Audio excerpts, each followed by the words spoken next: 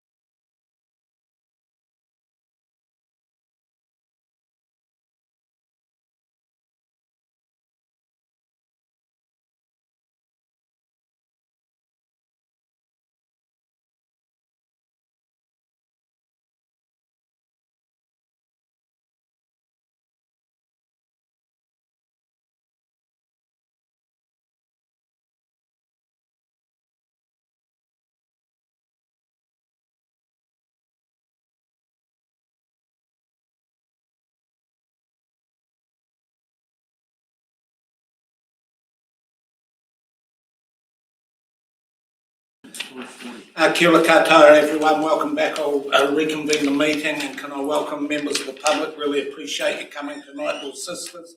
Just so you know, it is being recorded, and once again, on behalf of council, we really thank you for coming and helping us. First submitted for tonight's session is Phil Barrett, page 70 of the LTP. Welcome Phil, the floor is yours.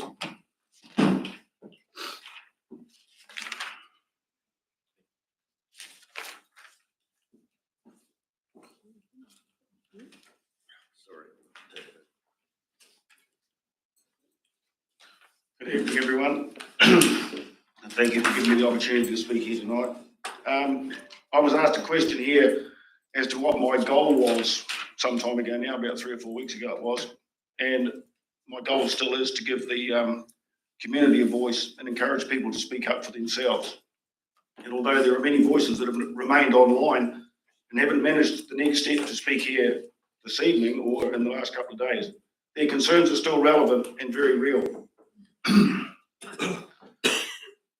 So basically, in the next 5 minutes, I'm just going to take all the emotion and hype and everything out of the equation and just focus on what we've actually got.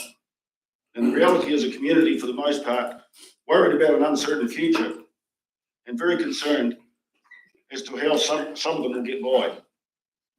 Farmers are cutting back on development and fencing, fertiliser, maintenance and staff.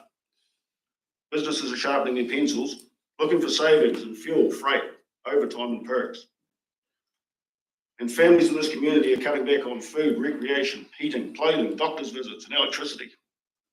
And for some of them, a block of cheese is now a luxury item. I was here the other night and I heard mentioned twice actually in this very room that it seemed cold and the heater is the heater on. Now, to be honest, there's actually people in this community that there is quite a concern. And there's old people that I know that I've spoken to over this thing, where instead of turning a heater on, they just actually grab a blanket and go back to bed. And that's the reality of what's going on. Now, we as a community, we see more than just the two levers mentioned here as solutions to the intended rates rise ahead. Other obvious inputs would be staff and wage cuts, budget cuts, deferring non-essential projects, lowering the budget targets, limiting the amount of community funding available to groups, using the investment account to support essential projects. And once the thinking shifts to alternate ideas instead of just adding up the total cost if needed, more solutions will show themselves.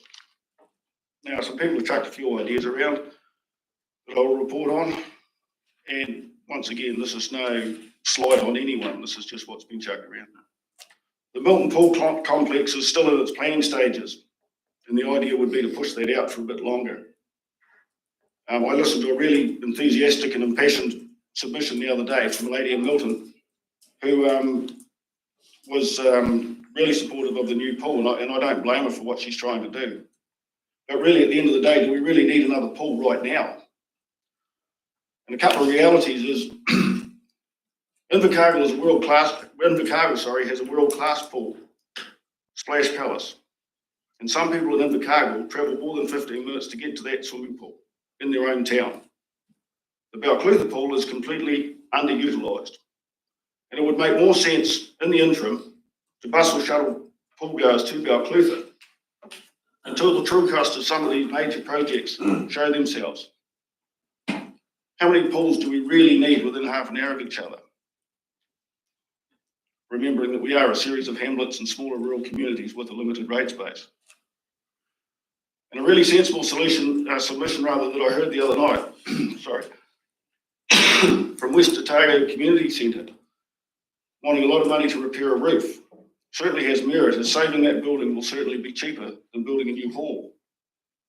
And the added sense of incorporating the library into that community centre also shows sense and foresight, as staff and budgets could be shared. Library practices are changing, with more and more people reading online, so a dedicated building for books doesn't really show real forward thinking. Now the town hall, well, we're stuck with that, so let's use it. How about shifting the Balclutha Library into that building?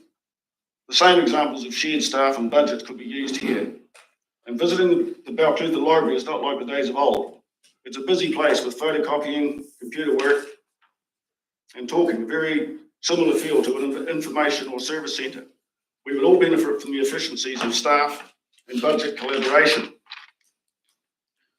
These are just a few ideas, but once the blinders are off and some lateral thinking takes place, who knows what savings could be made. It was said in here to me that this council doesn't always get it right, but you try hard, and I don't doubt you do. The overwhelming voice from the community is that you need to really get this one right. Now, I've encouraged everyone in our groups to contact both our MPs and ministers for local government, and we've certainly made it very clear from our end that there are the realities of these proposed rates increases. And their advice is to concentrate on the must-haves and to give them a chance to work with councils to find solutions. And basically that's all I have to submit. Thank you. Questions, Tam? Councillor Herman. Seems to be an expectation that I'll ask you a question. Well, I've got two questions actually.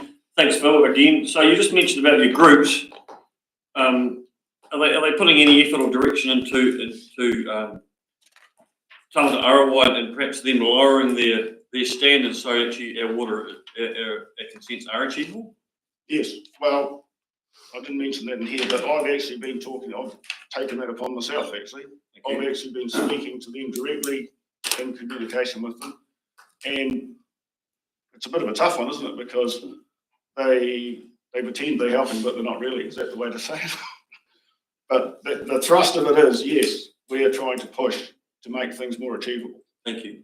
And given that, you know, this is an unprecedented amount of information and feedback we've got to get through, in a couple of weeks' time, we all sit around here for a couple of days and vote on what's, you know, arguably the most important document in this organisation's history, and we all get a vote. And in your submission here, you talk to Our Worship the Mayor and you say he is completely incapable of independent thought and his predetermined ideas and goals should excuse him from any vote. Do you stand by that comment? Well, it's a bit of a tough one. That was It's in your submission. It's in my submission, and it is. Yeah, it's become a bit of a debate thing. I heard a thing of bias the other night being mentioned, and I think I do still stand by it, really. But where it goes, I don't know. I do believe, sorry, that you you do think one way. So yeah. Further questions? Councillor Vawela. Thanks, Phil. I just see in your submission you've also got something, the council is not skilled enough to see the vast overstructure needed to stay out of it. So are you suggesting we should go to a sort of three waters type structure where it all comes into one? Hang on, sorry, what did I write? This is, Sorry? anything else? Council is not skilled enough to oversee the vast infrastructure needed to stay out of it. Oh, yeah, sorry, yeah. Yeah, you've got to remember that that submission is actually a group submission. It's not always my ideas, I'm just putting them forward. The idea with that was there needed to be some sort of oversight or third party to look over things, to take the pressure off you guys from deciding exactly what has to happen more than anything, more than a, not trying to run us down, but I'm saying there's a lot of pressure and a lot of stress and a lot of people have to make some really big decisions. Would it be better to have a third party look at it rather than make those decisions yourselves? That was the idea of that. Thank you. Further questions, Jane? Councillor Finch. Thank you again, Phil. It's got encourage proper professional developers to do this work. How do we encourage when, it's up to individual people, they decide whether they're going to develop a piece or not? Yeah, once again, that might not be my words, but I think the feeling is, there's a wee bit of mistrust going on with some of the way the council, well, it's not, when we say council, I don't mean to get offside, it's not so much the council, it's projects that get done, okay? And there's work that gets done that isn't, obviously falls flat for whatever reason, runs over budget, whatever. And I think the idea of that was to encourage people to basically be more professional in their jobs so that these things don't happen. Okay, right, that explains it. Thank you for that. Councillor Grant. Phil, pleasure to see you again. I see you, and I'm not 100% sure if you mentioned it in one of your other submissions about the glass grinding. Yes, I've got some information for you. Oh, good. So you'll get that to me at some Yes, I will. I've done a bit of research and they're not as expensive as what you'd think, to be fair. And they've got some really good units available, basically fit and go. And I would actually really like to help you out with that, to be fair. Thank you very much. Further questions, team? Phil, I'd have to say, listening to your submission, for the last 5 years, this council has been preeminent in the charge to put it back to the government of the day. We've been innovative, we've thought out the box, we've done, we would be over the last decade, the council that has managed to contain rates more than any other council without exception. And we're continuing to put the challenge and fight for the best outcomes for our district. The situation that I see very much we are in, and quite obviously 80% of year one of our LTP is Three Waters. And that very much the terrible situation that all councils are facing at the moment comes about from the loss of the ability to put through the change in structures that were needed with the establishment of Te Mata Arawa for the new and more modern structure of councils. That was blown over primarily with Stop Three Waters, which you were probably the main component of our district's fight against. You acknowledge now in hindsight that the Stop Three Waters campaign has played a huge part in the predicament that we're now facing. Well, I don't know. I mean, it wasn't always about Three Waters. If it was about waters, it probably would have went through, to be fair. So, I mean, no, I'm not taking any So if I responsibility. take it a second, you would prefer to have the councils in this predicament than having taken a pragmatic approach to say co-government. Co-governance Well, that's, meant more than the despicable position that all councils are in at the moment. I don't know if I can answer that, to be fair. I mean, it's, We've had to answer it. yeah, well, there was aspects of the Three Waters thing that didn't sit well with a lot of people, put it that way. And that's really what the argument was. But I mean, we can't go on forever about that. That's done and gone. We're dealing with it now. If I can say, Three Waters is only just beginning. Mm. The perception that it's done and gone is probably, if you didn't understand it then, you won't understand it now. But we'll, Councillor Payne. Thanks, Your Worship, and welcome again, Phil. Hey, look, I just note that this group's not opposed to borrowing more money over a longer period of time. Is that correct? Well, I think that's going to be the only way it's going to have to happen, isn't it? I mean, with sensible borrowing, it's the only way that we're going to get through this at the moment. That's the only option that the government's given us. I don't know that we've had the memo on the cheaper rate or anything at this stage, but I was just interested on what your feedback would be on that, because I'm just not sure what the process is right at the minute. Well, that's, we've been in communication with Joseph Mooney and the Minister, and basically they're saying give us time to catch our breath and put these things to use. I mean, they are working on alternatives. They haven't come through yet. That's all there is to it. They're working flat out trying to fix other things. Further questions, team? If not, thanks again, Phil. Appreciate it. Cheers. Thank you. Job, Ken, one. Sorry? Oh, sorry, John. No, sorry, Councillor Martin. Evening, Phil. Phil, I'm just reading in the, well, whether it's your submission or the joint submission from the Clutha, concerned Clutha ratepayers. I just noticed there's a comment in there of, it ends in saying using fear. My question to you is using fear or bullying is not acceptable. Anyone wanting to further their elected positions will have to work hard on rebuilding trust, showing the ability to use logic, common sense and honesty. Is that question directed at us as councillors, or is it directed at the council? I don't know, to be fair. I think, for my part, I think all I can say is there is a lot of mistrust out in the community at the moment. And I don't know, when you're dealing with a cross-section of a group, people don't actually sometimes understand who they're upset with. And there's a distance between you guys and the top table. And I don't know, I didn't write that comment, by the way, but I was aware of it. So yeah, I can't. All I know is there's mistrust with the council and the public. So whether that's solely on you fellas or whoever's. Sorry. Yeah, no, you're fine. No, mind, because my next question would be that whoever wrote that statement, are they aware that the community's actually elected the councillors? Yeah, well, yeah, no, I don't know that answer either. Like I say, there's some people don't actually. I mean, we run meetings, and as you're aware, there was a lot of questions that come up that had nothing to do with the council. There was concerns that come up from the community wanting to find answers to things, and it had nothing to do with the council, as it turned out.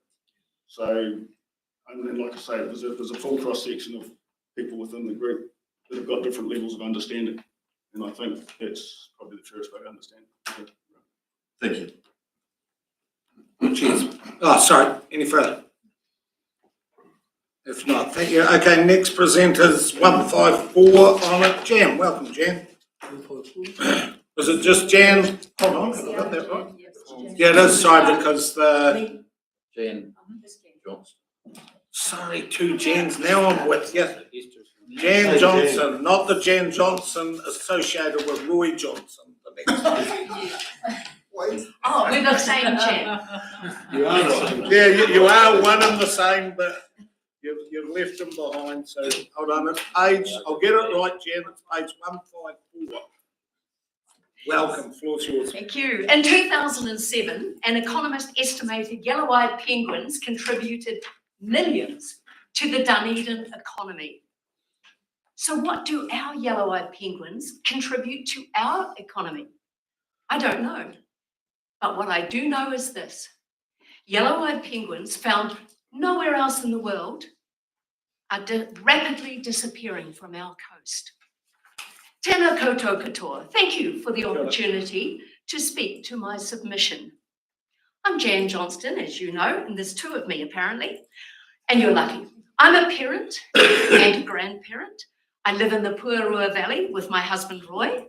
I'm a farmer, an educator, an environmentalist, and my family have been farming in the district since the 1850s. My submission is free. It calls on the council to aim for a thriving yellow-eyed penguin hoiho population on our coastline by encouraging Ngāi Tahu to reverse their veto of a marine reserve at Long Point in the Catlins. Now, before you read my submission, I wonder how many of you were aware of just how dire things have got for our precious hoiho. Image 1, please. Okay, it's not going to come up on the screen. Right, could you please go to image 1? No, not that one, the one with the graph on it, please. That's the one. Yes, thank you. That one with the red lines. Okay, this graph shows hoiho nest numbers at Long Point since 2007. You'll see in 2012, there were 53 nests, so 106 breeding adults. This season, only 7 nests, 14 adults. And not one of them raised a chick. All chicks were removed as tiny hatchlings and taken to Dunedin for treatment and rearing because they were starving and vulnerable to disease, which experience suggests is what happens when you're not getting enough to eat. Something's happening in our marine environment. Research was needed fast, so call in the marine biologists. PhD candidate Mel Young and Dr. Thomas Matten, among others, stepped up.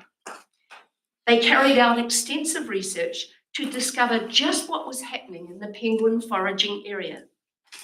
What were they eating? Had their diet changed since research in the 1980s? Modern advances in science allowed Mel to analyse the different fish DNA in hoiho poo. Yes, you do. And yes, their diet has changed. Preferred prey like red cod and opal fish have been replaced with blue cod, which, when fed to their chicks, do not slide down easily. In fact, Mel found starving chicks surrounded by regurgitated blue cod the chicks couldn't swallow. Where were they fishing? And why weren't they finding enough food for their chicks? Thomas Matten attached tracking devices and cameras to hoiho and discovered that they were swimming huge distances trying to find food. His video footage, taken from the backs of hoiho, foraging hoiho, showed an underwater world almost devoid of fish life. Yellow-eyed penguins, writes Dr. Matten, rely on an intact seafloor ecosystem that supports adequate biodiversity and abundant prey to sustain the local penguin populations. But surely the marine environment down here is fine. It hasn't changed, has it? Maybe not. Have you heard of the term shifting baseline syndrome? Image 2, please. The one, you've got it. Could you just hold it up and show them the one? Thank you. It means that we accept the present environmental conditions as normal. We don't realise how much has been lost and changed over time, and that stops us from improving things. Trawlers have been observed working around Long Point when hoiho were rearing their chicks. They, the trawlers, disturb and damage the sea floor and, of course, catch fish.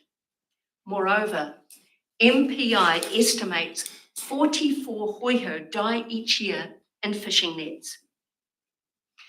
So a marine reserve at Long Point would protect hoiho from nets. It would allow the ecosystem to repair and fish stocks to increase with a greater number of different species. As fish numbers increased, fishing outside the marine reserve would improve, which is exactly what happened at Goat Island, New Zealand's oldest marine reserve, Image 3, which is north of Auckland, and it's 50 years old next year. So a thriving marine ecosystem hopefully means tourists could continue watching in delight and awe as the world's rarest penguins emerge from the sea to march up the beach to their chicks. And they, the tourists, not the penguins, would spend their money in our district. Finally, if for no other reason, let's do it for our kids and grandkids. Why should we be the last generation to see real yellow-eyed penguins on our beaches? Thank you. Questions, Tim? Brett, Councillor Maculas. It's sad, isn't it? I've just got a question. I might get ripped over the knuckles for it, but so what do seals eat? What food source do they go for, and what do they eat? Okay, I think, yes, I'm prepared for that one, Good on you. right? Because what you have to take into account is that seals and yellow penguins have coexisted way back, right? So if seals, and in fact seals don't eat yellow-eyed penguins, it may be the occasional sea lion who happen to be swimming past and goes chomp. If that was the situation, there would not be a yellow-eyed penguin around, because all those seals, before they all got clobbered on the head by sealers, would have eaten them all. So they coexist. So what I would suggest is that we are on such a knife edge in our marine environment that our fish stocks appear to be really low, and we seem to have lost a whole heap of species. Jen, specifically, because I chaired the forum, because there were so many issues, and it was looking like we were going to get a reserve, and then right at the end of sort of this Matai reserve, it got clouded, and it just all drifted away. The genesis of what you're asking us is that we lobby, shall we say, Ngāi Tahu, and yet I can't actually remember why they ended, because they were in support. From my memory, they were in support, and then there was Matai and it all got clouded. What, can you give me a path to follow? What? I don't know. No, nor do I just know that it was veto. I know there was a lot of angst about it, and maybe that fed into that. I don't know, from down our way, and you can't force someone's change on them, but you can sow a seed, which I'm trying to do. But that seed's got to grow mighty fast. But no, I can't. I honestly don't know, and so it's all part of the push. Have respectful dialogue, korero, with Ngāi Tahu, because this is impacting on us, and as I said in my submission there, and how we're being viewed by others. More questions, Tim? Councillor Barron, followed by Hi, Jan. Hello, Kevin. If a marine reserve was put in place in the area that you, how long would it take to come back? I know, and that's a really good question, and I'm not a marine biologist. I don't know the answer. So, yeah, that's all I can say. Councillor McCosty. Evening, Jen. After going down Headlands with you, I thought it could have been the wind at Long Point that was the problem. Well, as I say, there were back in 2012 100 odd penguins down there. Was that only the penguins at Long Point this year? No, there was. They nested elsewhere. They've nested elsewhere, and in my submission, you might have read, which I'm sure you read. Yeah. Anyway, in my submission, it talked about there are now only 4 penguins, adult penguins that nested at Kaka Point, in Roaring Bay. And that's why I said that the hide at Roaring Bay, which I think was helped built by my uncle Peter Gardner, why that hide is basically redundant. So were the chicks from there the same? Did they? Every chick in New Zealand, so that's in the southern part, have been taken in. Every chick, and the thing is, they get raised, they get fed up, you know, and they're fed well, and then they get released, and it's a bit like releasing your lambs, your ewe lambs and ram lambs out into a ploughed paddock. In a way, it seems to be that's the situation. Councillor Councillor Finch. Thank you. Thank you very much for your submission. Have they got figures on how many of those are surviving? Because they'll have trackers, I imagine, on them when they go back to the sea. No, they're not tracking them as they go back to the sea. In fact, Thomas Matten, who's just a whiz, he came out from Germany and loved penguins so much he stayed. And we've got his wonderful expertise. He's actually moved away from yellowback penguins. He's so disappointed with what's happened. But no, to my knowledge, there are no trackers put on these. Is that correct, Roy? Yeah. No trackers put on these juveniles or fledglings that are released back. Gosh. Oh, Roy. No. Can he? I can't. He can't? I can't, but I have no doubt that you'll find a way. He's my supporters. I will introduce myself and tell you what the answer is. Okay, thank you. Please do. Right, further questions, Steve?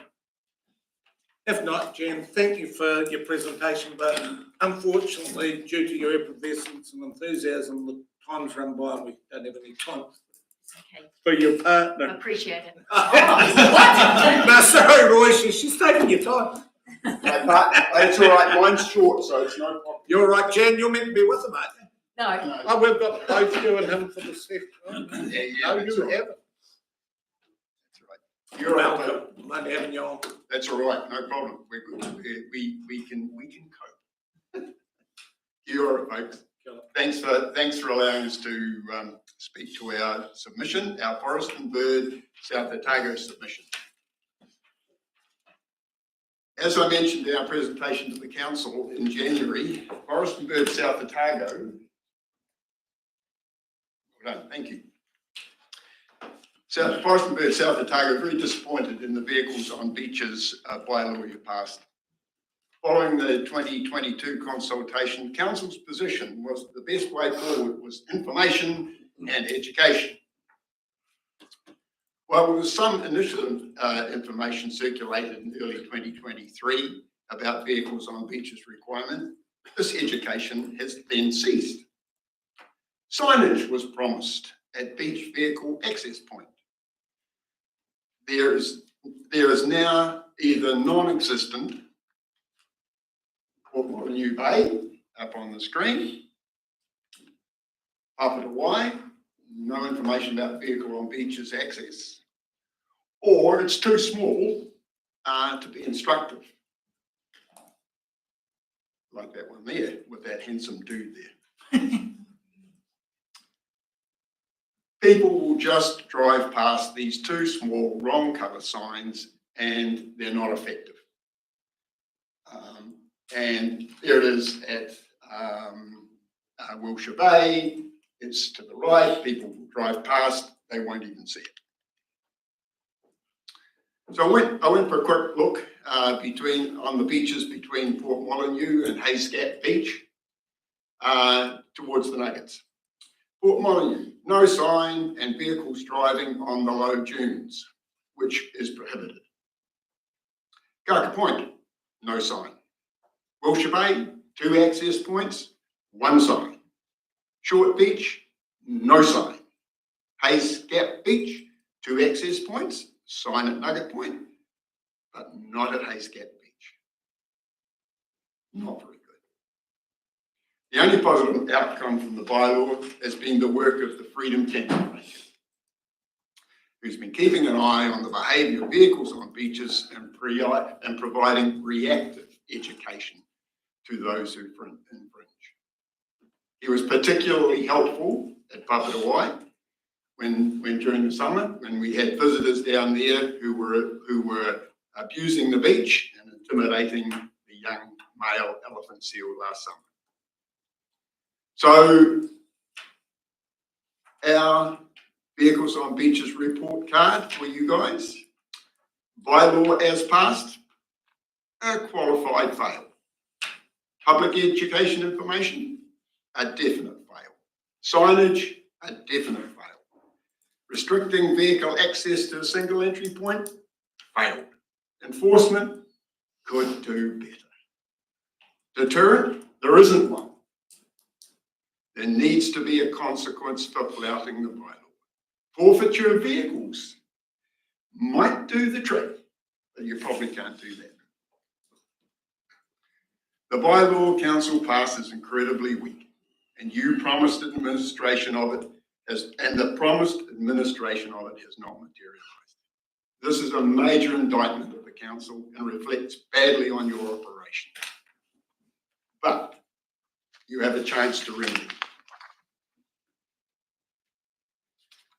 In the short term, we would like the council to allocate resources to begin the process to declare safe zones at Papatawai and Kaka Point beaches.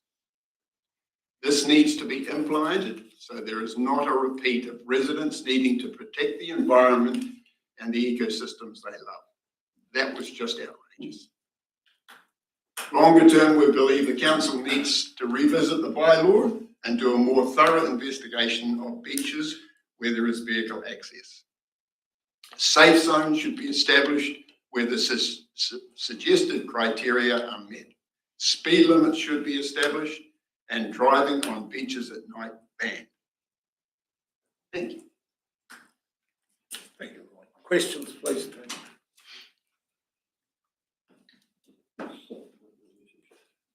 Questions, Councillor Finch. Thank you. Sorry, I was just still writing down what had been said.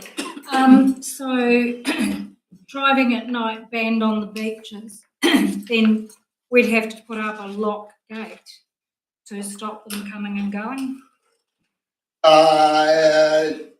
No, I don't think you can. So what? Policing of it is a real issue. Yes, it is. You can't put in lock gates. That's not going to work. Yeah, so they'll just go round. So what? Yeah, no, I think what you have to do is you have to have a look at the criteria for the vehicles on beaches, decide which beaches vehicles will be banned on, and then just put up a barrier of some form. You can put rocks or whatever, and then they become a safe zone beach. So no vehicles get access to those beaches. You know, we want you to look at the criteria that we've proposed, go through that process for each of the beaches that have vehicle access, and if the criteria are met, then you work on a safe zone for that beach. And Papatawai at the moment and Kaka Point beaches, as we've seen over the summer, would qualify for those safe zones. You know, having vehicles, having quad bikes zooming around doing donuts on the beach close to people is just not acceptable. Never mind the wildlife. That's even, for us, that's even worse. If people get run over, well, that's just, you know, poor management. So looking at the beach access, somewhere along a lot of those beaches, there'd be ways four-wheel drives could still get through the sand dunes and make another drive access. Absolutely, they could. Absolutely, they could. That could possibly happen. But you know, we need to start somewhere. Okay, and I think the Papatawai and the Kaka Point beaches would be a good start, and they do all the others. We're going to get people doing crazy. It's a minority. You know, there's only a small proportion of people who just don't give a damn about any sort of rules and will flout. You know, and that was the case at Papatawai. They're a minority, but we need to actually have some rules there that'll actually allow us to actually make an impact and have good education and have good signage so that people are totally aware of what the situation is. And if we can have some sort of a deterrent, I'm all for that too. So on any of the beaches, does it have which beaches the yellow-eyed penguins are on? Yeah, yellow-eyed penguins, I don't think at the moment there are any beaches where there are yellow-eyed penguins, because the beaches that did have vehicle access, there are now no more penguins there. So it's not a specific yellow-eyed penguin problem, but it is a sea lion problem with vehicles on beaches, and it's a seabird problem with vehicles on beaches, and it's damaging the ecosystem in the sand by heavy vehicles driving over the sand. So the whole ecosystem gets damaged. Thank you. Roy, a damning and yet justifiable analysis, so thank you for that. I look back on the vehicles on beaches bylaw process that we did, probably through a different lens than you, and the fact that it was the first time that we saw the Facebook manipulation and the distortion of the process, with the process being overtaken and run ahead of by a group with alternative motives, in my opinion. Consequently, I ask you that really to get fundamental change, and I say this in the light of the fact that at Easter time I was so excited to take my grandchildren down to Jack's Bay, and we got there, and I'm not joking, there wasn't 1 millimetre of that beach at low tide that wasn't donutted. There wasn't anything to be seen. And I sat and thought, no, we were given the assurance that this would never happen in any shape or form. Oh, yes, it does. And I'm frustrated at how things went, shall I say. And I only say that because as a politician on the way to the cliff, I can make those statements and not predetermine myself. But have you considered the focus of your attention to be to try and get another go at the vehicles on beaches bylaw? Yeah, absolutely. We need to do it. It's got to be done. You know, I think that this council, you know, passed a really poor bylaw, you know, and the qualified fail on the bylaw itself. The qualification was that you actually did a good thing and you put in the potential to apply safe zones. And you can do that, and it doesn't take too much effort, and it doesn't cost too much money to do that. You can do it, okay? There's going to be a bit of consultation, there's going to be a bit of staff time, but you can do it. It's not a big issue. So that is the nucleus of what that, right, got you. Yeah, okay. Safe zones, Papatawai and Kaka Point, and I urge you to do it now. It's got to be done now, because otherwise we'll have another summer when we have the same situation as we had last summer, and that is not acceptable. Further, Councillor Payne. Thank you, Worship, and welcome, Roy. Hey, look, I'm listening to what you're saying. I can hear it loud and clear. Often we've got to eat the elephant one bite at a time, and I'm just wondering if, like Forrest talked this through well and truly, there's some easy wins for us here that we could get onto and do straight away. Are there some? Yes. Yeah, well, I think Papatawai, look, you know, that consultation we had in 2022, there was really good support for a safe zone of Papatawai. You know, the majority of people said that's fine. You know, the other thing was during that consultation, there was really a lot of support for imposing a speed limit. And I can't for the life of me figure out why you didn't do that. You know, a speed limit on the beach. Driving in here, we have 15 kilometres an hour. You know, we've got to drive around the buildings where there's people and vehicles. 15 people can drive up and down Kaka Point Beach at 100 kilometres an hour. It's not good. That's you know, you guys have the ability to put a speed limit in. So speed limit, you could do that. That's an easy one. You could do a Papatawai. There was a lot of support from that. There was Mana Whenua support for for a safe zone there. Kaka Point, our preeminent, bathing beach, recreation beach, in close to Balclutha, that's another safe zone. There was residents ringing up, Ian Royal saying, look, we've got problems. He emphasised in his report that it's got worse. Last summer was worse than the previous year. So, I urge you to do something about it. It's really important. Radio team, any further questions? Once again, Roy, thank you for your passion and enthusiasm. Thank you. Absolutely. And you as well, Jen. Thank you. Okay, next presenter, and I'll acknowledge the effort that they've gone to. We've got Olivia and Annie coming down from Queen's High School. So welcome to both of you, along with Mike. It is page 308 on the LTP. Welcome, the floor's yours.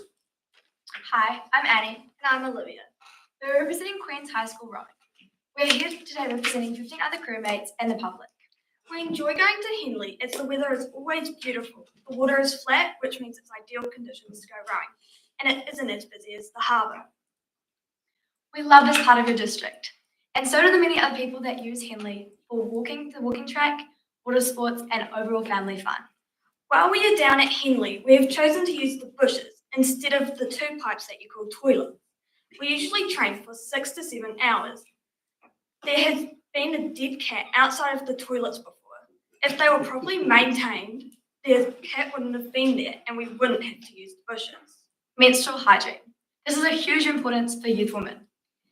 Things like menstrual products and disposal of these is needed in Henley. These could end up in our waterways. Everything will end up in the Taieri River, polluting it. This means water sports and family fun won't be enjoyable anymore. We aren't asking for anything fancy, just a private place to go toilet. This will be benefiting everyone. Keeping it clean, this making the future generations and our generation able to use this amazing place for so much longer. Thank you for giving up your time to hear us speak. I'm Annie. And I'm Olivia. We would now like to invite Mark Goldsmith, our rowing coach, up to speak.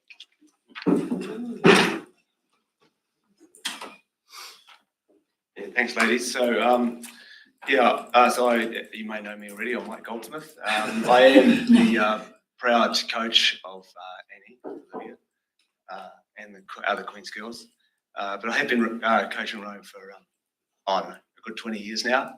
And I've been going to, so the area we're talking about, if you're not aware, is the Red Bridge and that reserve area just downstream of that. So it's right on the margin of the Taieri district. So I'm making this submission, got Queens on it, but really representing, I guess, the other rowing clubs that row out of Dunedin. Yes, true. And I've been going there a long time, and well aware that it's used by a lot of people, especially in the summer months. It's a very popular reserve. Now, I think the girls have covered pretty clearly what the issue is, right? It's pretty third world. It's downright disgusting, really. It's okay for old men like myself, to find a tree, but I feel for them. I really do.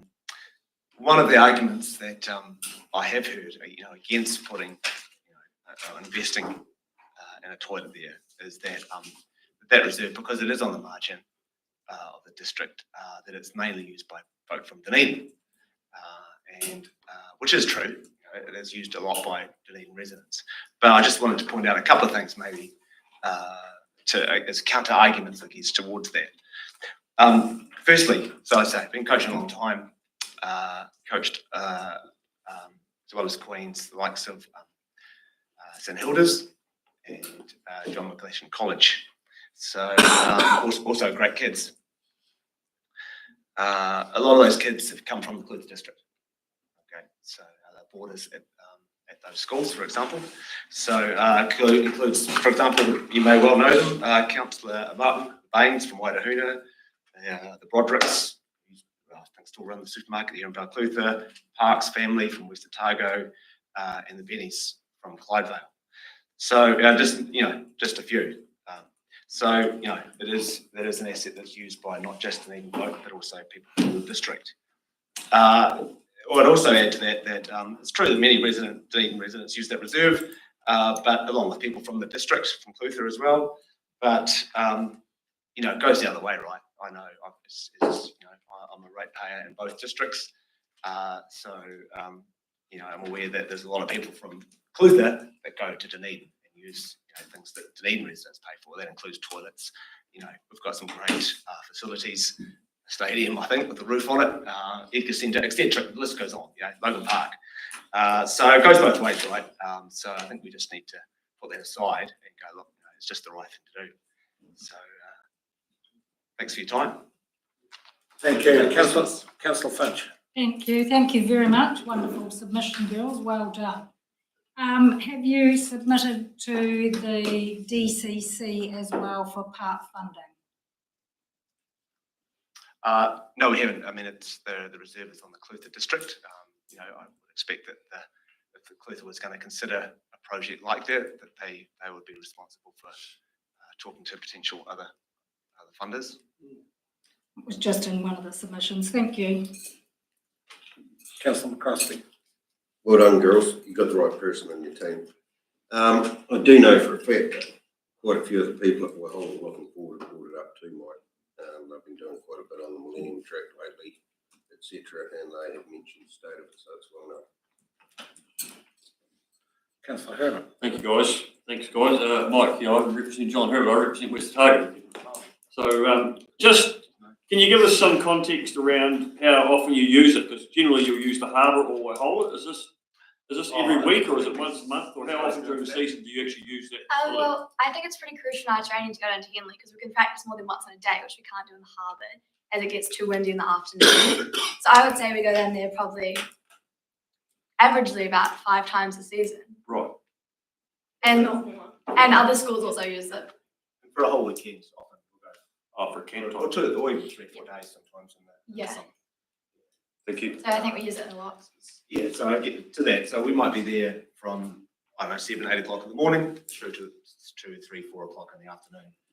And there's no other toilets.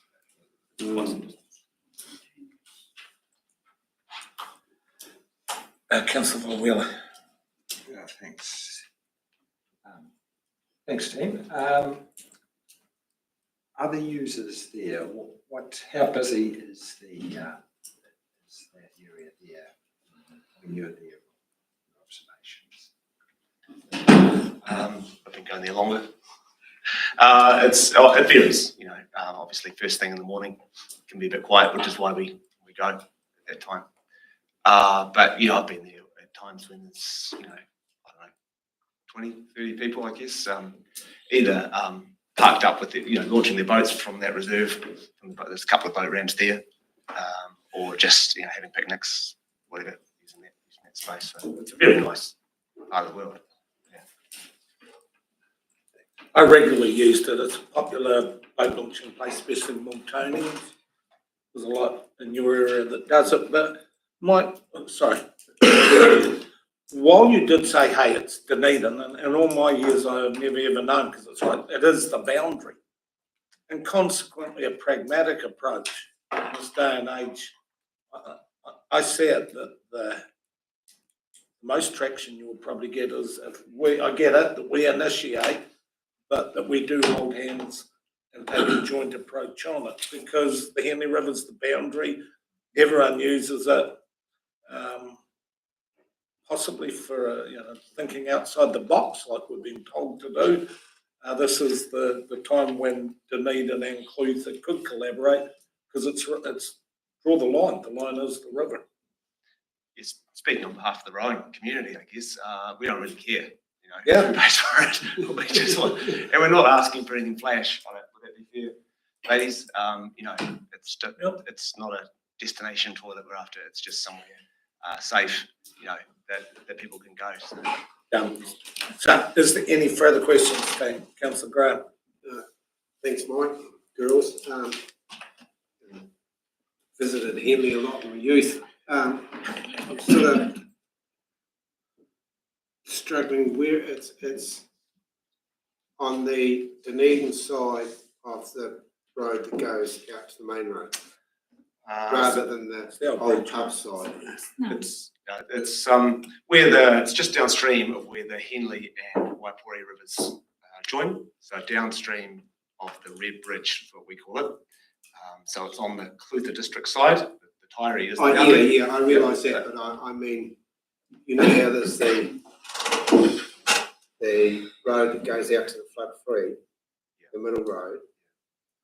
Is it near there? Yeah, it's on the. So it's on the Dunedin side of that road, not on the old pub side. It's not on the old pub side. That's Dunedin. Yeah, it's just downstream on the true right as you're looking down towards the mouth of the Red Bridge. So there's a couple, assume, mows the grass there. So it's quite a much to have there. Okay, team, if there is no further questions, firstly, I thought the first half of the presentation was magnificent. Hey, thank you very much, team, for coming down. Safe travels on the way back home. Appreciate your assistance. Thank you, and thanks, Mike. Good effort, team. We've got Penelope. So Penelope's page 107.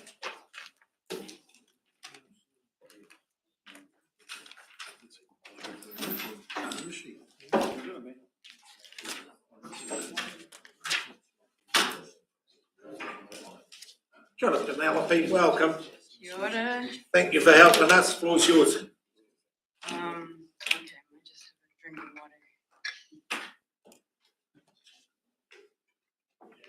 water. Yeah, kia ora. Thank you for the opportunity to speak to you guys and listening to all of us. I'm reading the submissions. Yeah, and I just want to thank you for, there's probably a lot of people who, I get it, things cost money and yeah, I don't know, rates going up, all this stuff, but I really enjoy the new toilets and the facilities that have been created. So good job, in my opinion.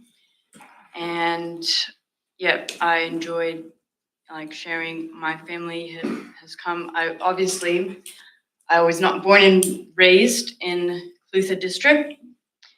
I was born and raised in California, and I found my home in the Catlins. So I am fully committed to this place and the community. And I love it. It's hard for me to see people who are not so respectful. And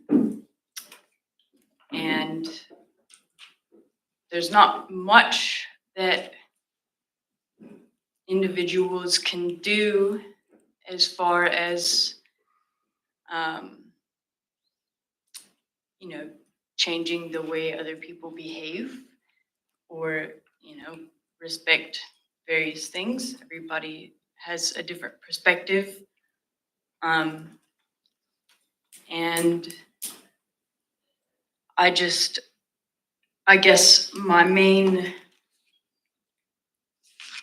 purpose for speaking to you guys tonight is to just to ask for your assistance in creating a safe zone in Papatoetoe for, this sort of vehicles on beaches, but also I work for DOC in the National Biodiversity Monitoring Team, and I monitor all sorts of animals, birds, and now I've kind of mainly focused on plants because that's what's needed. But basically, I'm just a nerd. I look at everything. I really enjoy learning about all of the different life forms, most inspired by the ones that are not often cared about or looked at, like the really little tiny things. So as you might imagine, one vehicle can be pretty destructive when you're looking at all the little tiny things. And I just want to highlight how special the coastline is in the Clutha district. I travel and work in some really wild backcountry places all around the country. In Fiordland, up, I do some work up in the North Island sometimes. I've lived in Northland a little bit, and it's a consistent thing that small communities have in New Zealand, where you have your residents who are fully, they love the place. They pay their rates. They encourage people to come visit, and then holidays come and boom, you have this whole suite of people on holiday. And on holiday you just want to do whatever you want to do. And if your family wants to harass some wildlife, like, oh, man, like that's unfortunate. But listen, if everybody did these things, we wouldn't have anything left. And unfortunately, it really comes down to the enforcement, and the workload of being enforcement gets put on individuals in the communities like Papatoetoe. It's not like, you cover a whole Clutha District Council. Papatoetoe, it's on the outskirts, right? It's not in, he's come down there. He's been such a, supportive person to have. I think he's done a great job in his role. But that's a lot of driving he does. And yeah, so I think that, I hear that it's like, it's part of the culture. People want to be able to drive their utes up, and there's a lot of beaches. What beach in New Zealand can't be driven on? Really, like you guys said, if there's a beach, people will find a way to get on it and drive on it. Coming from a place with a lot more people, that just is, that you wouldn't even think. Visitors come, and why do they have to drive on the beach? We're just trying to have a picnic out here or whatever. And even, I also grew up in a cul-de-sac. So as a kid, playing outside in the street, people don't get to do that as much anymore. So if they can't do that on the beach, or at least some beaches, we just need some safe zones. And I think this is an opportunity that there's so many things that cost money, and lots of the decisions that you make will make some people upset, and some people, like stoked because they've got a new job, or they've, got a new office, or, a different environment. We have a really pristine environment, especially in Papatoetoe, and it's linked to the Southern Ocean. It's really spectacular. Ecologically speaking, the world would support. Good thing the world doesn't know about, this place, because more people would come, and okay, it's just what happens. So basically, please, we can do this, and it's not really going to make a huge, there will be probably a little bit of people upset, but I think the value in making some laws is that you're gonna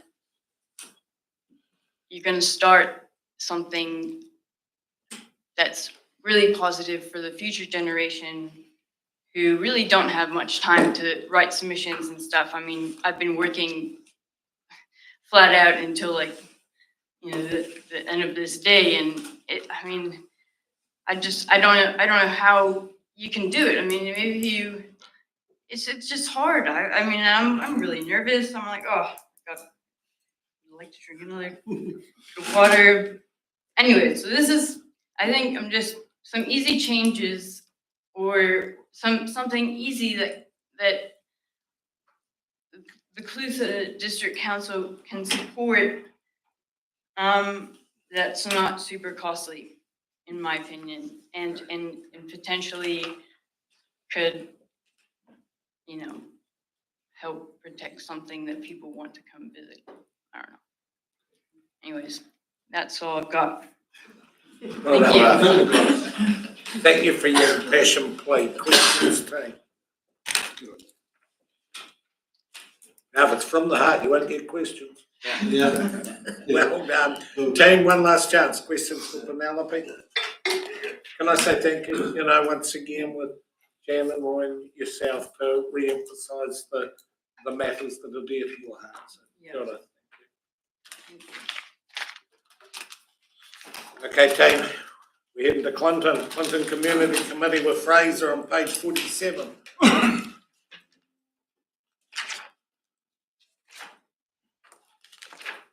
Welcome, Fraser. Hello. Floor's yours.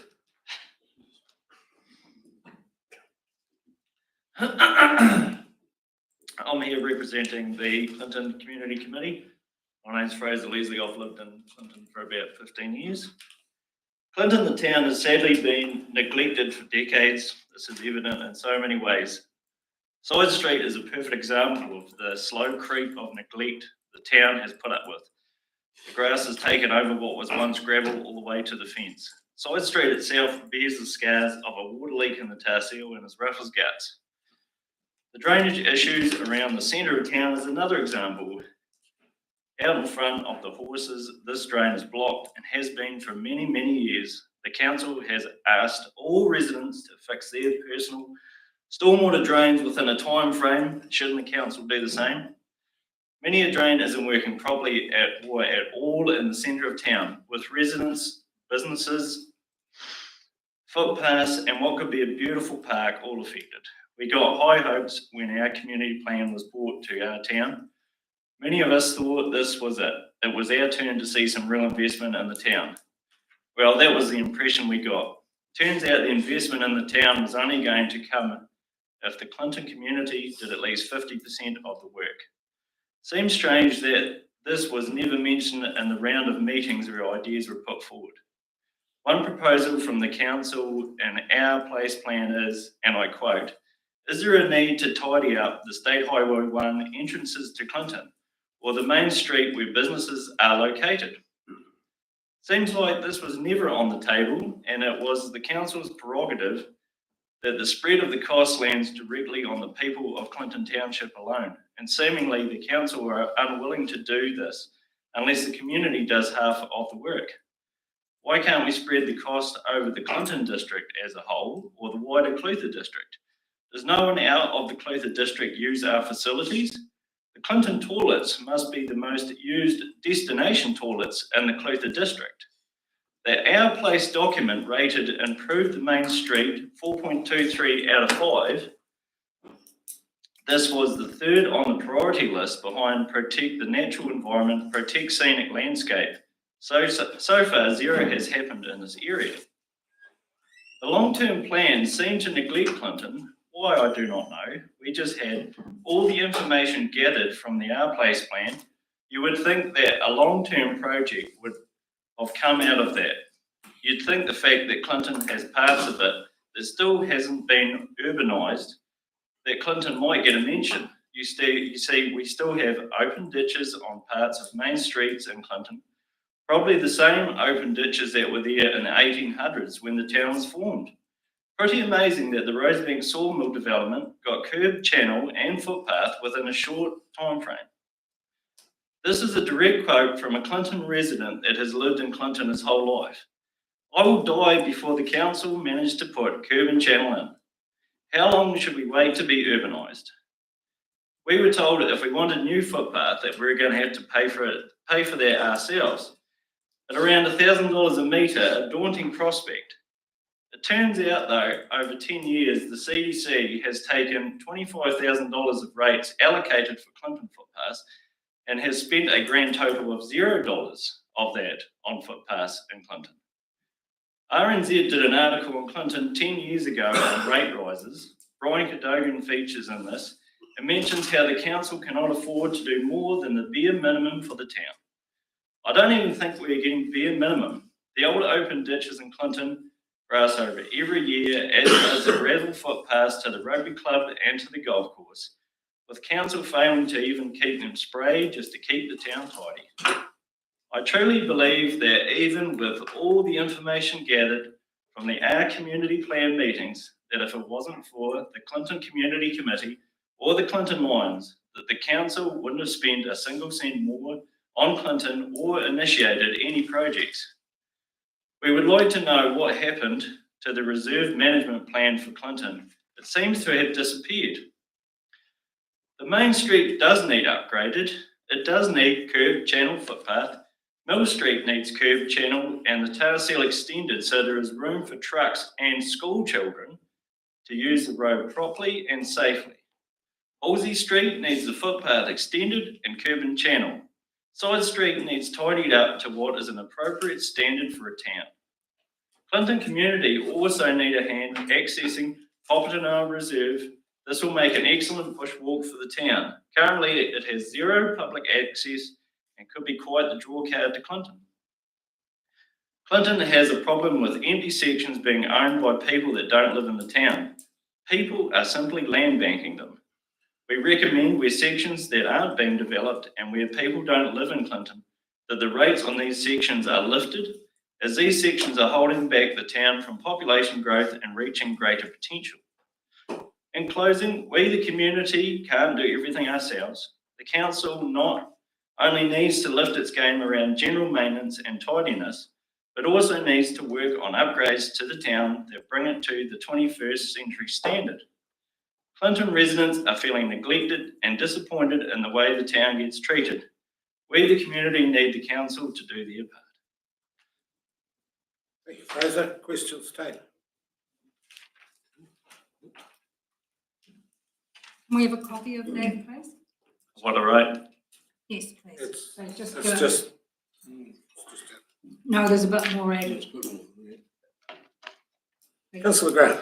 Fraser, thank you for your submission. I noticed that you say there's a need to concentrate on more housing so that jobs can be filled.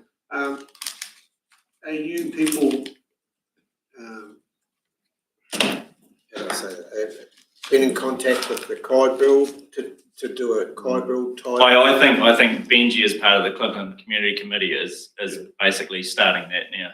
Right. Yeah. There's a lot of sections in Clinton that are owned by, and a lot of them are owned by Aucklanders, and people are just land banking them and they sit on them. And there's sections ever since I've lived there have been owned by out of towners, like the main street sections, and they just sit there and sit there and sit there. Like that's, you know, they could have a house on it with people in it that go to have kids that go to the school, or, you know, it's just wasted. It's just absolutely wasted. So so are these sections, Yes. they serviced? Yes. Some of them actually even have footpaths. So do you know if what sort of rates they pay on them? Because in Kai, there was a lot of empty sections. Yeah. And they were charged half rates because they didn't have, say, the water connected to them or something like that. I think in Clinton we still get paid full rates for water if we use it or not, but there is other, I think in Clinton you get less charge if you're obviously not occupying the section. And I'm not saying that we should go around and every empty section should have the rates rise, because in Clinton there's a lot of people that have double sections. But those sections that are owned by out-of-towners and just sitting there for decades upon decades, nothing happening, it's just ridiculous.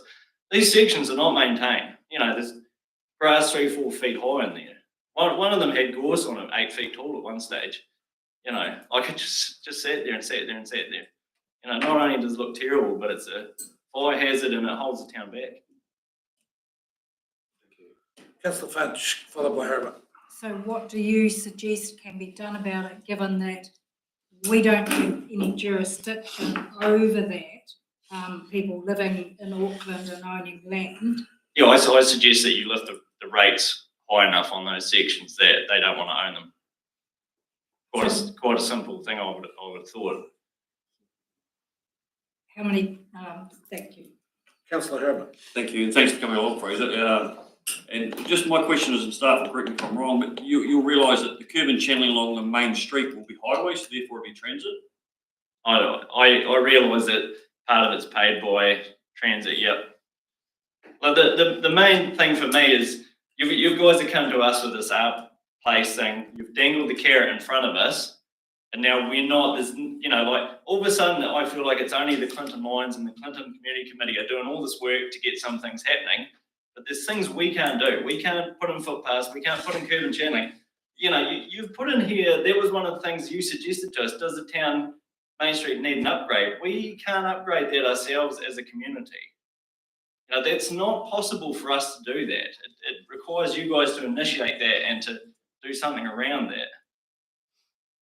I mean, this article in here, nothing much has changed in the town in the last 10 years. This is once I seen this and read this, my heart sank, because I knew that without doing something now, in 10 years we'll be in the same boat again. Another 10 years down the track, still the same. Can I say, Fraser, because a month or so ago I went down and judged the Benji's sunflower. And then we went around the town and he showed me all the wee projects that are starting to gain traction. And he was really positive. And I thought, I know that because one of the conversations we've had around the Clinton, the wider LTP was that the council's still assigned $80,000 as our part to rev and try and promote projects that Benji was really excited about. The footpaths, the footpaths were never said, never ever, because it's always the individual town does the footpath. And what we were trying to do is, what do you want, Clinton?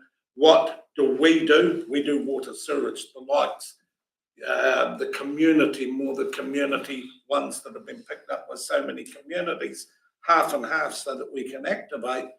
And I'm now really confused because I know talking with Benji, I left Clinton going, okay, it's a wee town. We've finally started to turn the cogs. We know that the critical mass of the town can't sustain huge rate rises out of this, so that we've got to be careful in picking the ones that aren't going to encumber, but are going to encourage. And I'm confused now because Benji and I had a positive old wander around the town. Oh, look, we appreciate what the council have done for us, but you guys put in that plan that, upgrading the main street was an option. How do you propose that the community upgrade the main street? Because that's what we want. That come out in the document that we would like it upgraded. That was third on the priority list. So how does the Clinton community upgrade the main street itself? So I think it's the sequence. Sorry, I shouldn't get into a debate. But the sequence, and Mike Goldsmith was here presenting with the Queen's ladies. The sequence will be that any time that there is a cost, the council will take over the project and rate, which is what footpaths will be. We made the promise that we will come back and reconsult with the community and go, you said this is number 3. That's going to cost X in your rates. Now that you've got the full picture and not just the footpath picture, and then we're in that hiatus stage. I'm throwing it out there because that's the process that we do. So I presume that's where we are with Clinton. Okay, so the problem I see is that if we don't see past the funding issue, that Clinton will have the same issue forever. And in 30 years' time, we'll still have the same problem. The main street will still look the same. We need to somehow look past that. Like, if Clinton was boundaried Balclutha, it would be fine. There's the same amount of houses on the street as there is in Balclutha. It's just because Balclutha is bracketed as one big lump. So if you just move that bracket from Balclutha to Clinton.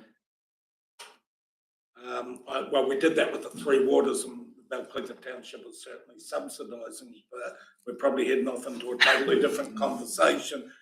Councillor Martin. Good evening, Fraser, and good on you for popping into this hour of the night. Fraser, just a question.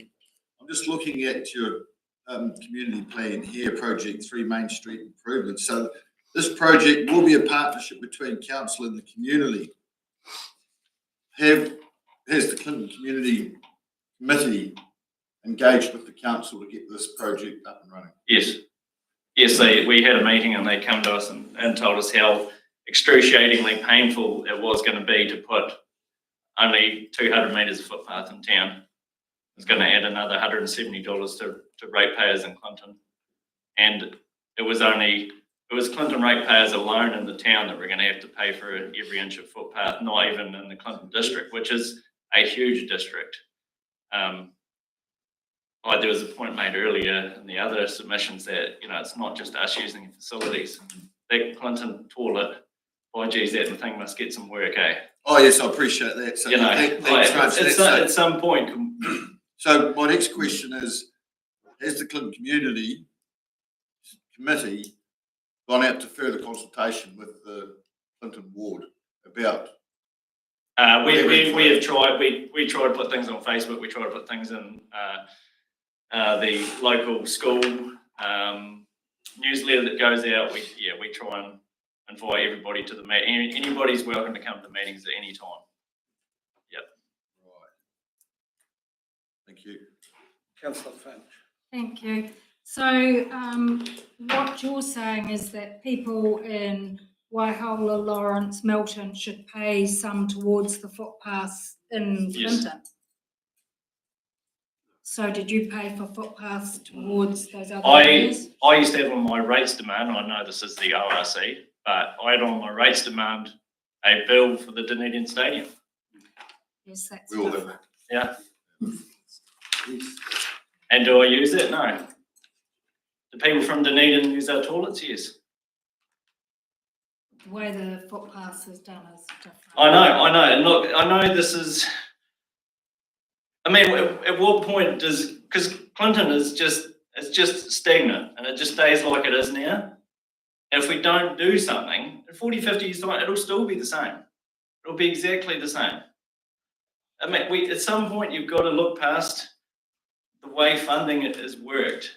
At some stage, we need to think seriously, like just the Main Street upgrade. Like when you come into Clinton, geez, it looks like shit. It really does. Open ditches, no curb and channel. It's terrible. So have you approached Transit? Thank you. Councillor Grant. Fraser, so you're saying there's a real disconnect between the Clinton district or ward and the Clinton town as far as funding?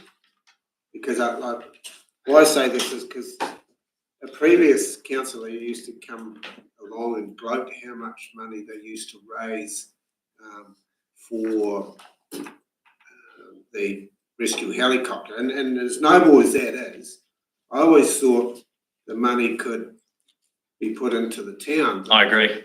So I agree. Is there a real disconnect there? And I sense that with you saying that you put stuff out on Facebook, but you're getting nowhere. When I say we put things out on Facebook, we put things out there to say you can come to our meetings and come and discuss it with us. I think where we were getting our wires crossed here is that like Clinton, the town, is expected to pay for its own little world itself. And for some reason, like we're paying for those footpaths itself, why can't they be put over Clinton district? Because geez, that would make a big difference.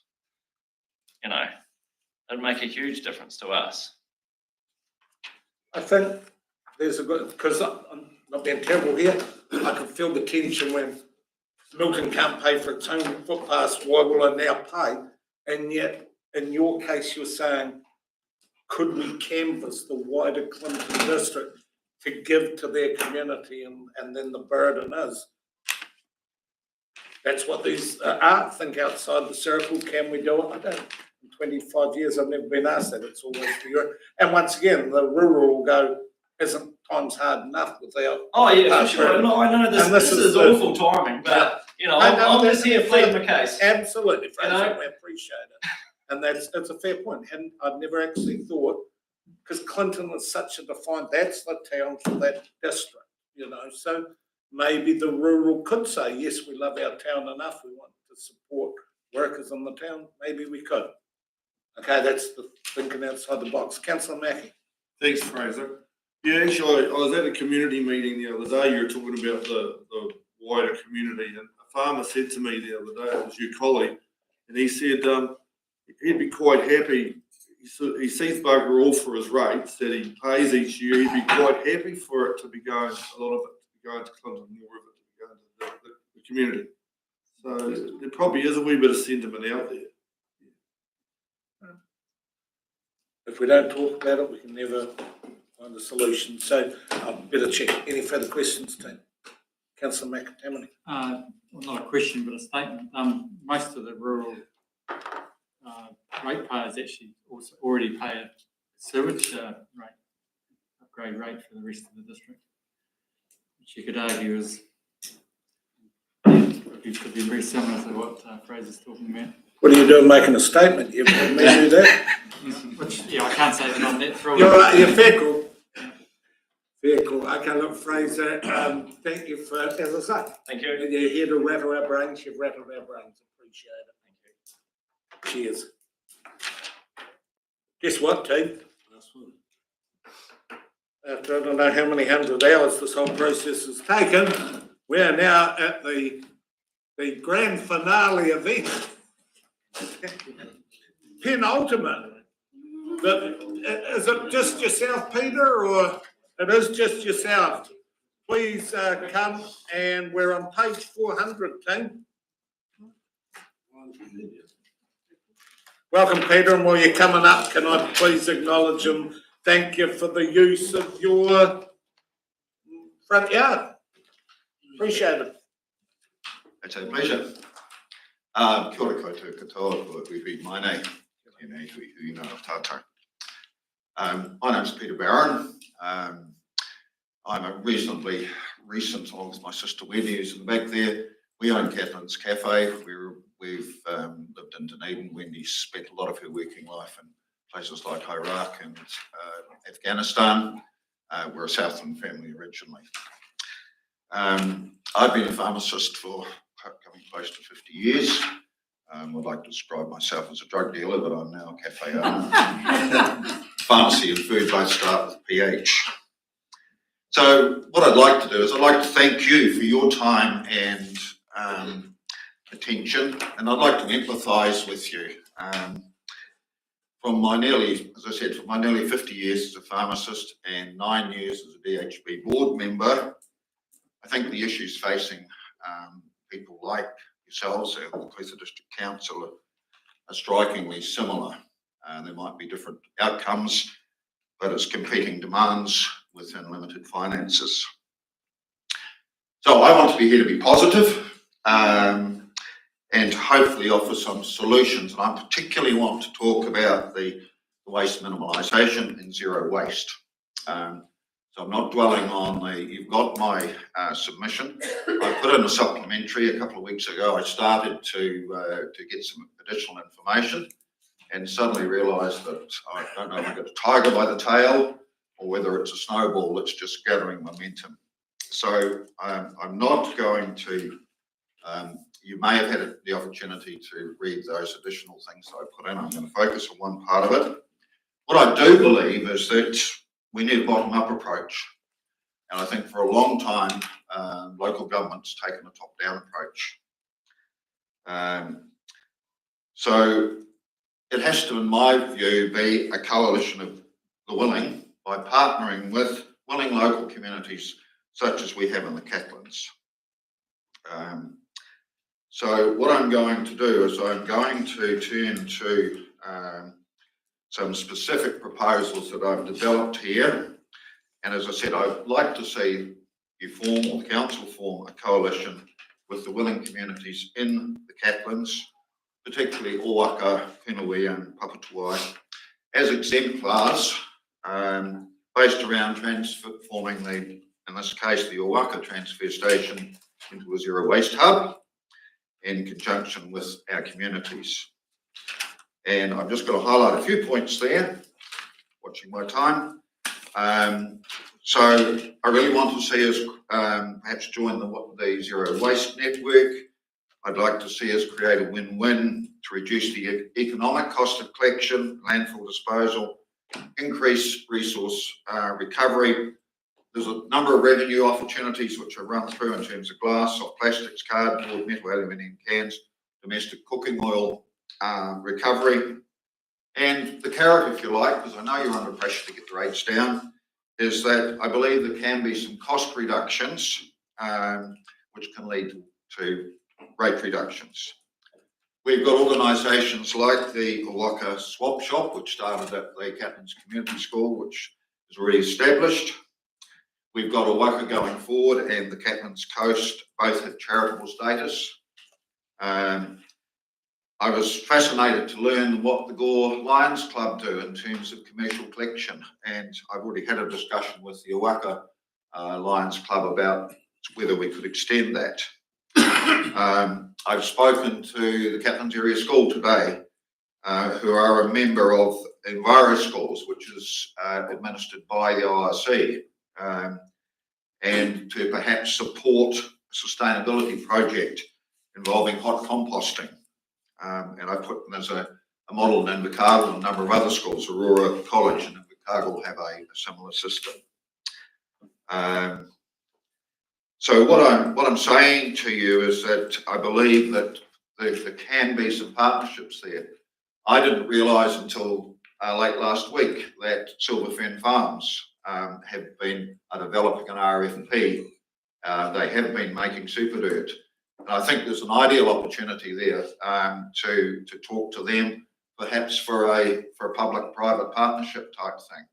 One of the local farmers came to see me, and I didn't realise that he'd got an organic certified farm, and that prior to the Living Earth problems in Christchurch, that he was backloading, that's my time up, he was backloading about 50-tonne loads of compost, Living Earth, to go onto his farm. So look, I'm going to leave it at that.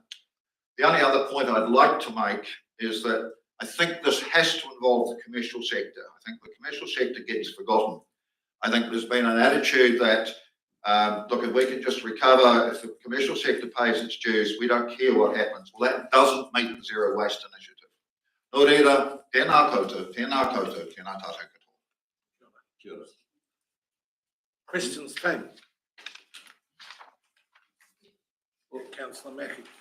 I like what you're saying, you know, with the waste, and I see here in here that they call the milk bottles back. Well, I've said for a long time that 1.5 polyprop bottle that we don't, that has a cost. It has a severe cost, and it replaced a lemonade bottle that was worth 8 cents when I was a kid, and that today would be worth close to 80 or 90 cents. So until the Coca-Colas and the people that put out the product in that bottle have to actually answer for it. Perhaps if they were given a big enough incentive of 80 cents a bottle, they would call it in, make it out of glass and clean it and reuse it. I agree. I mean, we've made policy. We try and not have plastic bottles, but we've got glass bottles. So, I mean, with Coke, which people want, whether we like it or not, we use glass bottles or aluminium cans. Now, one of the things that I discovered is that the Gore Lions Club are actually recycling the plastic bottles, particularly milk bottles. They're bailing them, and they're recovering costs for that. And I know in our particular, but I mean, I guess what needs to happen here is we need to get people like Foodstuffs with New World and Foursquare. We need to get Woolworths. We're doing a bit of a naughty thing at the moment. All of our soft plastics, we wash them and clean them up, and we throw them in when we go to Dunedin once a week, we put them in their soft plastic recycling bins. I've approached both supermarkets here and said, well, you're members of the Packaging Forum. Organisationally, you're saying that you're doing this. Why aren't you doing it here? And I think that's one thing that the council can do. But I mean, it's got to be a partnership. It's not a stick, it's a partnership. Further questions, please?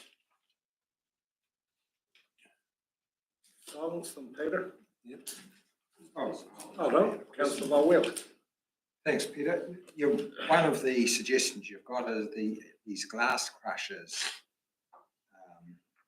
placed in the communities. Would you envisage those being operated just by community members? How would that come? Would they be available to members of the public? Well, they are operated by, I mean, I understand there's one in Papatoa at the moment. I think the Frog has one, which they use individually. There's quite a detailed proposal in there. They're noisy beasts to operate, and they do have a cost. I mean, they're crushing effectively sand, so it's going to wear pieces out. And as I've said in there is a cost depending on the scale. But I was horrified to find out the other day. I was down at the transfer station. I was talking to the guys that operate that, and there's between 6 and 8 240 litre green bins being collected at Allway. And because they're in the green bins, they're going straight over the cliff face up, over the tip face up here. They don't get recycled. They get put with the rest general rubbish, and that's got a cost to you. It's got a cost in transport. So I think there are plenty of initiatives around the country around glass crushing, and I don't see any particular reason. So if we've got an enthusiastic community, there's going to be some funding involved in that, but I think there's some trade-offs, as I said. I did hear a figure. I was talking to one of the council officers, and they said that there'd been some work done a couple of years ago around whether it was going to be economic to put big skips to bring the glass from the transfer stations, and I think there was a estimated cost of $60,000 for the transfer stations, etc. So, but if we just move away from the economic cost, what is the environmental cost of that in terms of the zero waste strategy that you're committed to? So yes, I think that those are the types of things that I believe we can operate in our community. They're not hugely expensive. Somebody's going to have to operate them, but if I look at the Waka community, one thing I'm particularly impressed about is the enthusiasm of our community and its willingness to get in behind those types of things.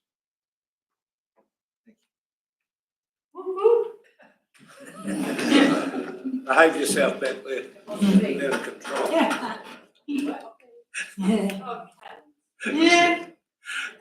Further questions, team? Sorry. If not, Peter, thank you for your assistance. Thanks for your input. Really appreciate it. My pleasure. Thank you. Councillors, before I get the, closing. Before that, to all submitters that are here, to all the people that did submit, on behalf of the council, we do really appreciate and respect your input. So thanks very much for that. Steve Park, please pass on to all staff. This has been a huge effort over how many months, and we're now at a significant point that we move on. And also to councillors, we've still got a bit of reading to do before we finish dragging the net in, so to speak. But thank you for the huge effort you put in recent weeks. I've got a resolution that council receives variable submissions to the Clutha District Council's proposed long-term plan 24-34. Can someone please move that? Move councillor Finn, seconded. Who said yep? Move the second, councillor McCroskey. All those in favour? Aye. Those against? Thank you. Appreciate it. Team, safe travels home.